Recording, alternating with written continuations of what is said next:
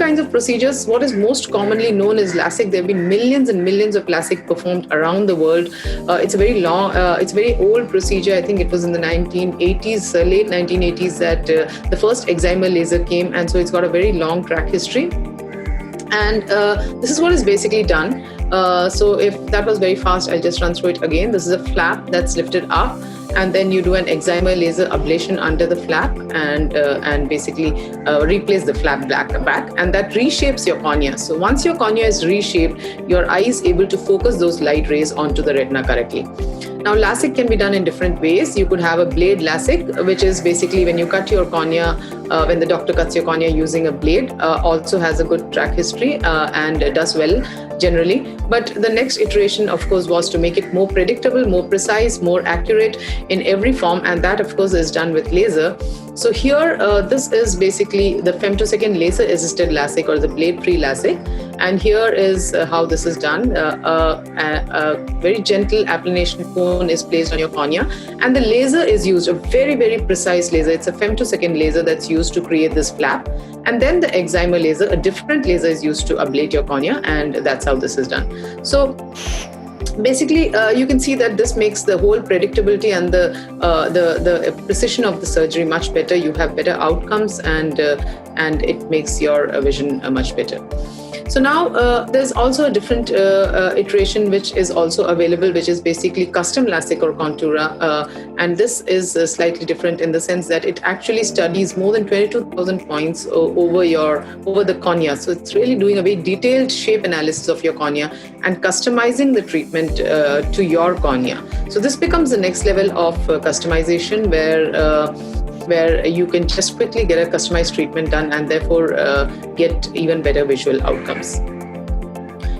The rest of the procedure, of course, is the same, except that the algorithm and the laser spots, the way they are applied, is done in this customized way.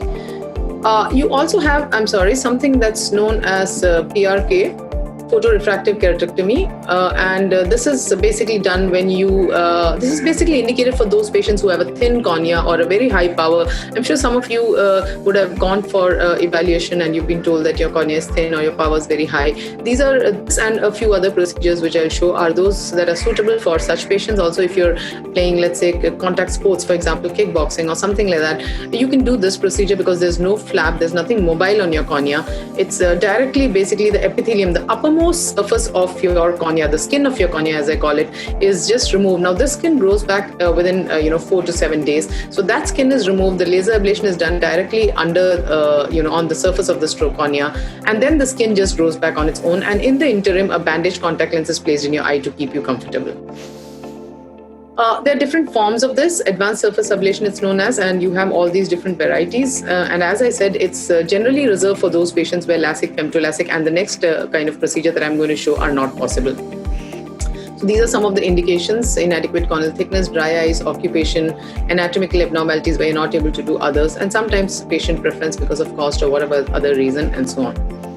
Now, SMILE or small incision lenticule extraction is another technology which is the latest, and it's come in 2011. So it also has a good track history by now with more than, I think, 2 to 3 million procedures performed around the world. And we've been doing this since 2015. So we've got a good experience with this.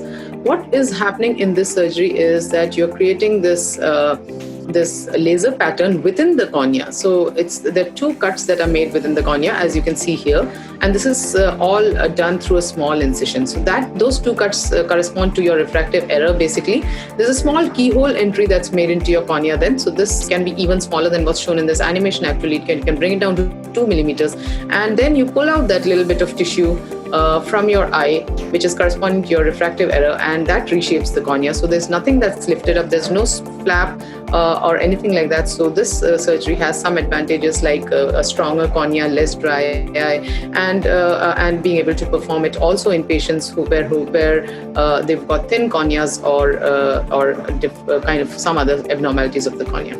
So I think that's also what Regina underwent, and she'll probably speak to you about it a little bit more later. Now, the other surgery that you can do, now you would have gone sometimes and you would have been told that your power is really high to do laser. You're not a suitable candidate for laser. And in such patients, we have other options. One of them is implantable collamer lens. This is also done in those patients, again, where the cornea is not suitable for surgery for some reason or the other. And here, what is done is basically there's a very, very biocompatible lens, which means that it's very eye friendly, and it's put into your eye, sits above your natural crystalline lens, and thereby it corrects your refractive error. So all these procedures, as you saw, the ones that reshape the cornea, this implantable collamer lens, all of these are actually bringing those light rays onto sharp focus onto your retina, and thereby giving you good vision. You also have another kind of surgery that we do, that is refractive lens surgery. This is for extremely high powers, where you can actually just remove the natural crystalline lens and put in an artificial lens which corresponds to your refractive error, and thereby correct this. And you can use various kinds of lenses for this, multifocal lenses and so on and so forth, very high-end lenses which can give you good vision at all distances.